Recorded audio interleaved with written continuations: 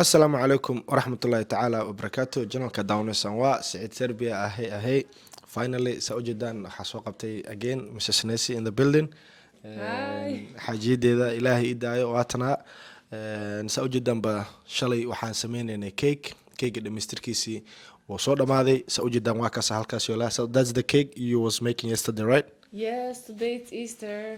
Yeah. So we have here a lot of food. This is a tradition for Easter. So we're gonna show you now the food and everything. You want to explain to them or I will?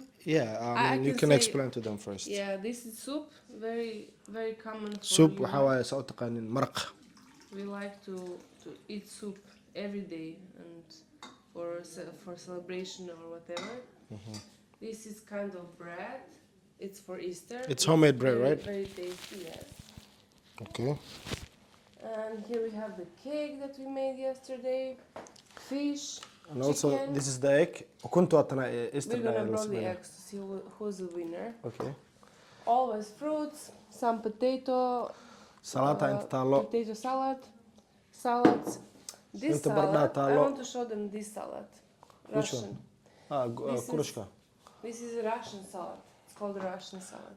Russian salad macnaha waxaa waaye let me explain to them very tasty. waxaa waaye vegetable iyo carrot iyo mayonnaise ama yogurt saa u taqaano loo isku mix gareynayaa kadib wuxuu kasoo baxay very taste aad iyo aad u macaan badan tahay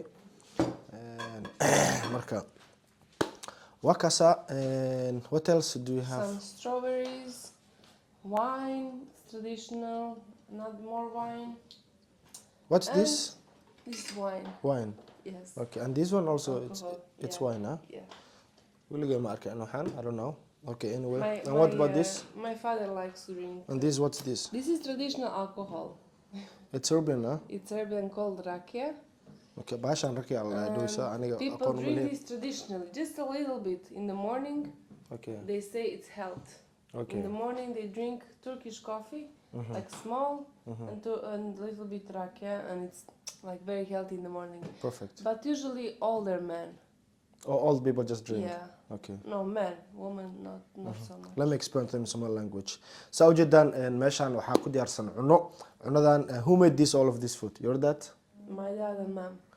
cunadan saa ujeedin waxaa sameeyey aabaheed iyo hooyadeed And also we made a cake. cake yesterday aa sameynay aabaheed shalay waa soo And aragteen my grandfather- shalow video ila sameeyey maanta arki doontaan videogiisa My grandfather colored the eggs. He's 90 years old. awoogeed wuxuu jiraa 90 sano ukuntan asaa sameeyey aamin ama ha aaminin 90 sano nin jira oo baaskiil wadaa waa awoogeed so hadda waxaa baraaweynanaa ukunta so let's see who's the Let's go to winner Should okay I broke or you? yeah you broke on me first Okay. ana ukunta No, keep it on other side. We sidan have to do on so both this is sides. the Yeah. the rule right I broke you. I'm the winner. Okay. Another ukuntii side. way jiibsan Now you have to turn another side. Try it. No, you. anaa marka baraaweynaya suk I broke. ukunteeda laba mar waa jabtay it means that It means ayada that you have to eat the egg. I have to eat open, yeah, and to eat the egg. okay qofkii macnaha ukunta so who broke the egg has to eat right? No. Yes. if you lose If you will I eat broke your egg, Okay. you have to eat your egg. ukunteeda way jabtay so And waxaa ku winner. qasbanahay inaa ukunta ani aan cuno kole ilaahay And waxaa we do wa- this more times with other people and to see who's the winner in the end. Okay. It's kind of game. okay hadda shay sharciga waxaa waaye oo ii sheegtay Nesi ukunta haddii adiga ay kaa jabto waa isku dhufanaynaa qofka ay ka jabtaa aa ukunta cunaayo so now I'm gonna eat anaa cuna ukunta maadaama aniga aan lose gareeyey ee ukunteeda jabtay so saa ujeedaanba hadda ukuntii qolofka waa ka fiiqay anaa haddirtaan cunaayo yeah Do you want some salt? no it's fine no problem I don't need salad salt bismillah saa ujeedin waa tasaa ukuntii bismillah rahmaan rahiim waxaa ma qabta ukunta colorna kor laga marinay bismillah cheers Yeah. Oh, you put all. Okay. So that's it for Easter. A lot of this is rabbit decoration. A lot of rabbits with eggs. So one more question you have to tell them about the cake how it is from yesterday you want to try? no yeah we will try yeah and we have to show them Yeah, sure. how it is after we made yesterday you know Oh, it's very heavy. saa ujeedaan waa kana You keegi bring- shalay aan sameynay It put chocolate flavor welcome. in it. markii la sameeyo farjeerka la geliyo saan uu kusoo baxa. Yeah, very tasty waaye. So we have to try. Hadda inaa baraweyno waaye keegaas. Qaandaa soo qabanaa sug. Waa baraweynaynaa. Isla socda. sababtoo ah shalay aniga ayadaa gacanteena ku sameynay. Bismillah. Ladies always first. I cannot eat sweet. You have to try. I know that she don't like sweet first in the morning, so she has to try first. Just for a kind of joke. Bismillah, cheers. Keegan, wallahi aad u macaan badan yahay. Wallahi waa dhaarnaa aniga waa ka helay. Wallahi. Yeah. Cunadan haddaa wax yar af Soomaalida kugu sheego, let me tell them in Somali language. Maraq waaye, inta malay waaye, chicken, fruits, banana. anaga Soomaali haddaan nahay meel kasta adduunka tagnaa moos la'aan waxba lama cuni karno. If you are Somalia, moos qasab waaye. Bardhaa xagga taalo iyo qudaar waaye iyo fruits, cake aan sameynay. This one I cannot understand. waxaan cabitaan leh lama royaale. Bismillah, who can drink this? I don't know, maybe my dad, my grandfather.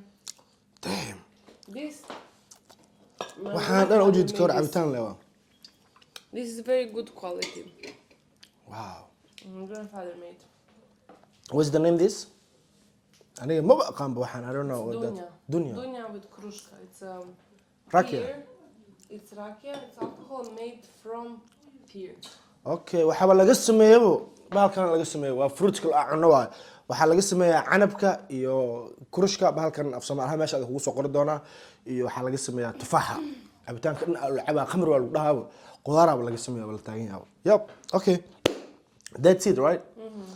Okay guys, sida barnaamij waxaa fiican qof walba bini'aadamka Ilaahay. Now we're gonna wait for our guests to come. Yeah. We sit, we enjoy, we have a family dinner, Lunch.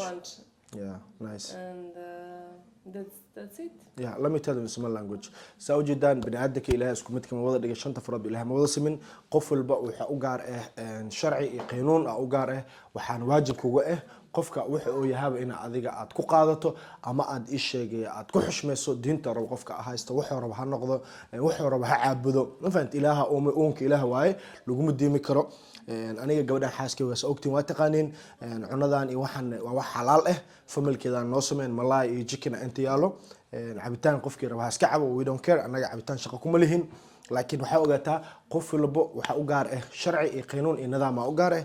nidaamkana marayna ma fahanteen. so anaga gaastana waan la cazumay gurigan waxaas kala awoogeed aan ugu cazumay saas darteed ugu imaanay. videogan meeshan noogu soo gabagabo doona insha Allah. haddii aad videogan ka hesheen make sure ina like to subscribe, share and comment everything and la wadaagto. maalinta idin wacnata idin leeyahay. What do you want to say more? Happy Easter, right? Happy Easter, everyone. Thank you guys for watching and see you. Bye bye. Bye bye.